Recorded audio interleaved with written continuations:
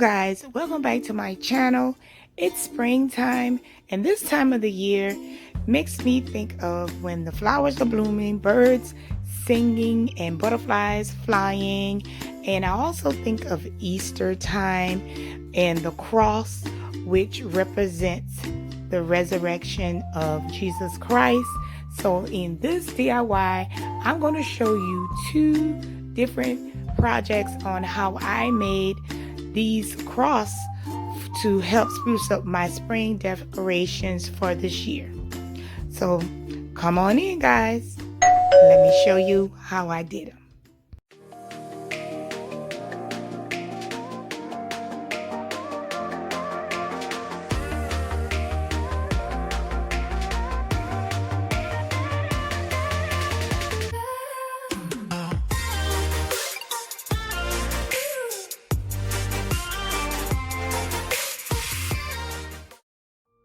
So the first cross I'm doing is the small cross that I've had for a few years, and it has a stand on the back of it that it stands alone. So I'm just going to do something different. So I'm using this Waverly chalk paint that I'm going to paint this cross to give it a different look. So I used the chalk paint because I wanted it to look a little rough. So that's what I'm doing here, just going to paint it for a different look. Now, the Dollar Tree have small crosses. They don't have the stand on the back, but they have small crosses you can do this project with as well.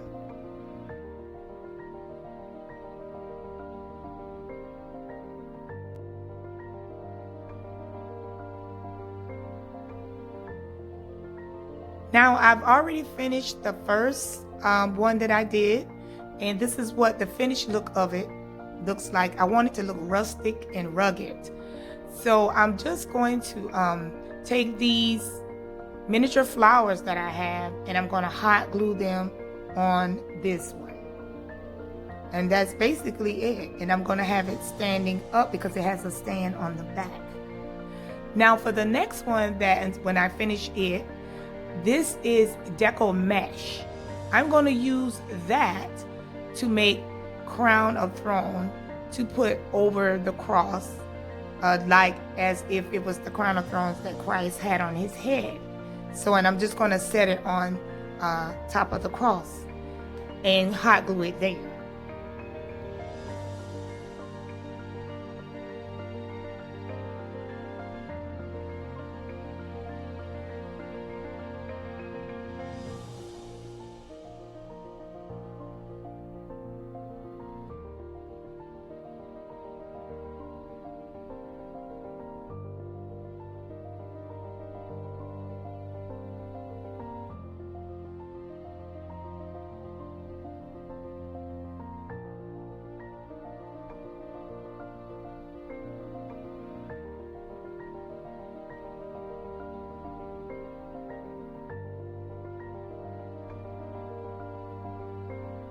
Now, if you're using the miniature crosses that the Dollar Tree have in the craft section that doesn't have like a stand on the back of it, I were going to take the stand off of these, and I started to just take a canvas that I got from the Dollar Tree, and I'll show you in this video, and I painted it using the Waverly chalk paint, and then I sprinkled the fine glitter, and then I took the Mod Podge, water it down, 2 parts water, 1 part Mod Podge, and then I was going to hot glue that to the back of the cross and onto the canvas.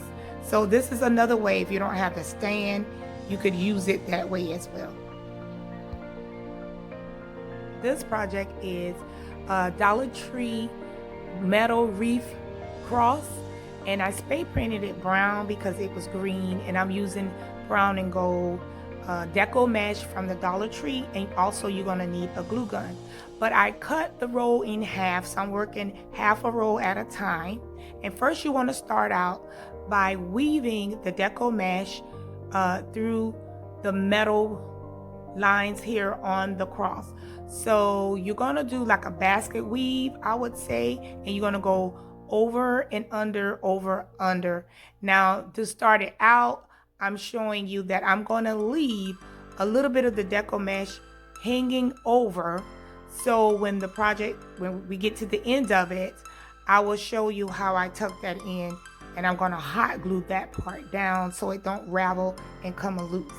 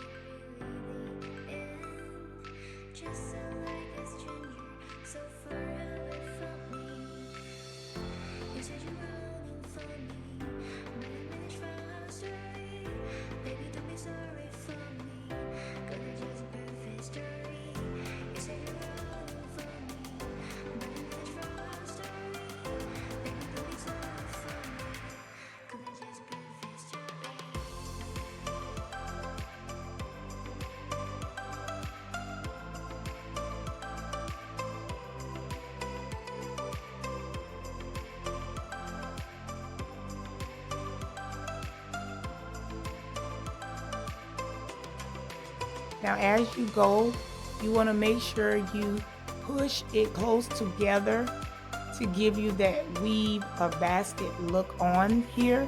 And this is what I'm doing. So every so often you want to make sure you're pushing it and straightening it out and just trying to pull them together. So I will say this can be a little time consuming, but in the end it was worth it because it's exactly the look that I was going for.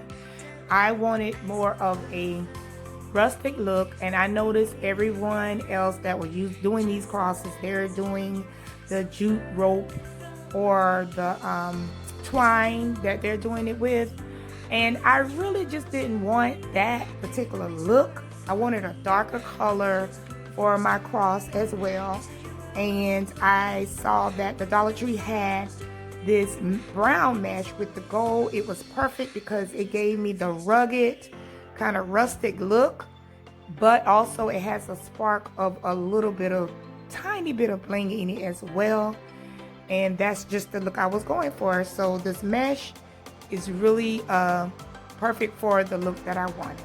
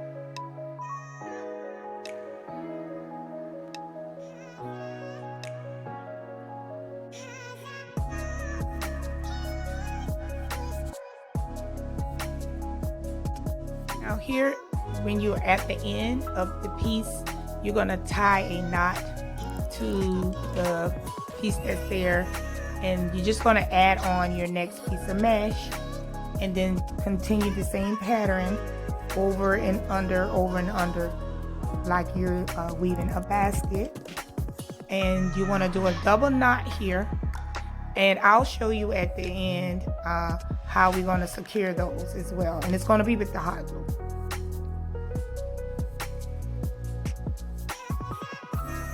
And you'll see here I'm using my scissors to trim down some of the piece that I connected, because I didn't want to, when I tied the knot, the mesh was a longer piece, so I was just trimming it down so I can continue to do the pattern.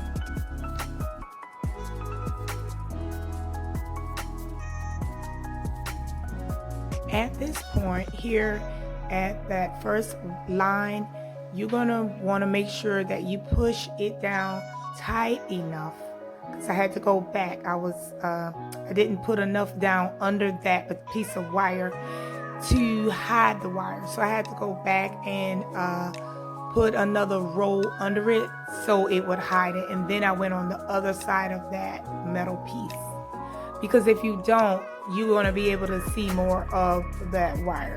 So that's what I'm doing here. Now, by now, I believe I'm on the second piece of the first roll, because I did that knot. I tied it. And for this entire cross, I believe I used 3.5 rolls of the Deco mesh, and they are 5 yards each. So that, just to give you an idea of how much of the Deco mesh that I used.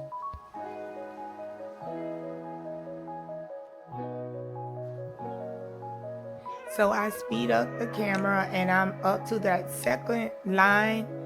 But just before I got there, I had to add some more Deco mesh. So I'm tying a knot again, and I'm double knotting it again. And this is how you're going to add each piece. Because if you don't cut the whole roll of Deco mesh in half, it's going to be too long for you to work with. You're not going to be able to take that much of the material in and out, in and through the lines on here. So that's why I cut the Deco mesh roll in half, and I'm just working half at a time with it.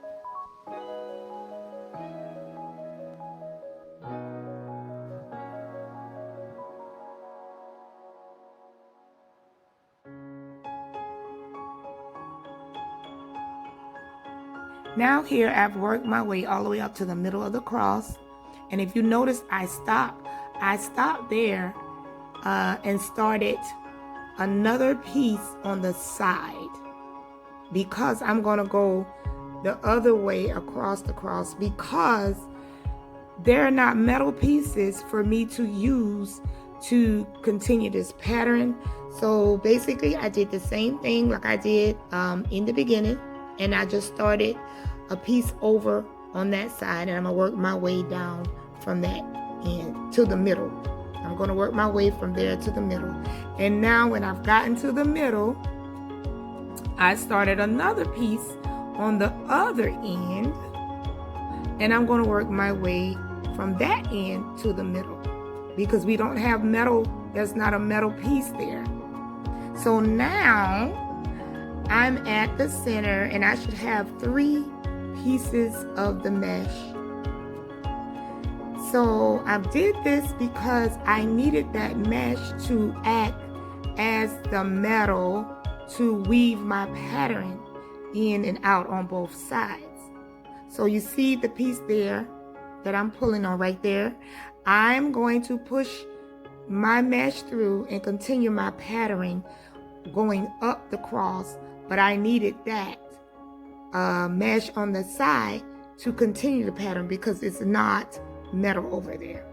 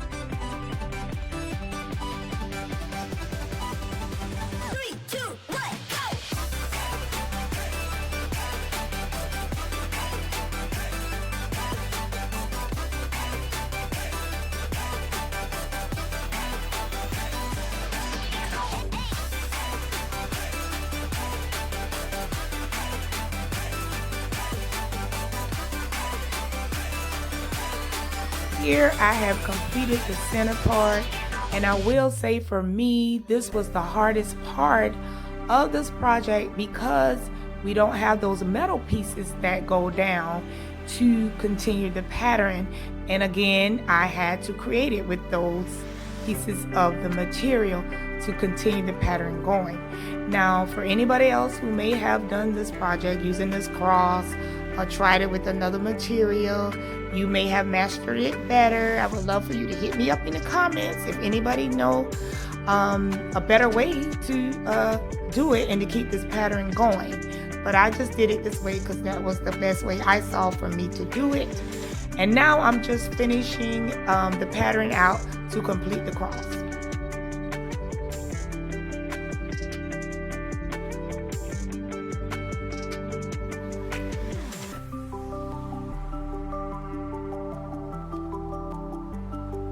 Okay, I've completed the pattern on the entire cross.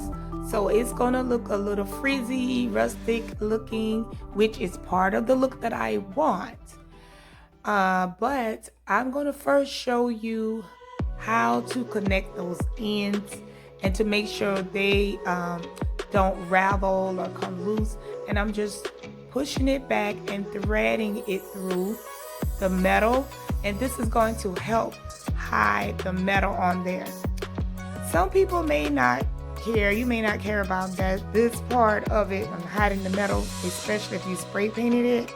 But if you don't spray paint it, you definitely want to do this because the metal is green. So I'm using brown, I didn't want to see green. So I spray painted my metal brown, but I'm doing this step as well.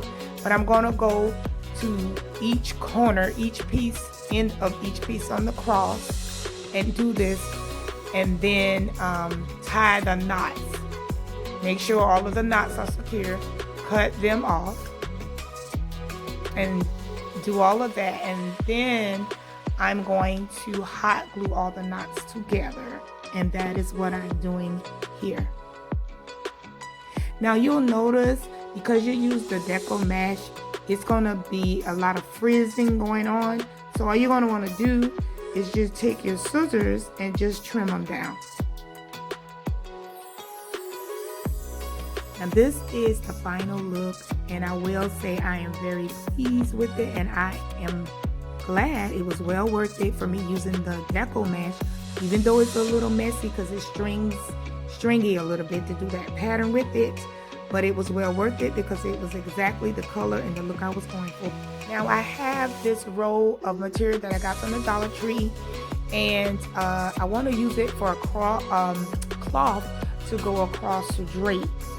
And some people use white, some people use like a satin purple ribbon or cloth. So as you can see earlier in the video, I went with the white cloth, but I wasn't sure because I might have went with the purple as well, but I kind of like the way the white look, and plus it goes better with my decor. But the purple, like again, some people use purple ribbon satin to drape across the cross as well. It just represents the resurrection, and purple is royal, you know, color for royalty that kings wear back in the day. But I decided to went with the white. Now, some people also add in, you can add in lilies and just decorate it however you want, depending on where you're going to put the cross.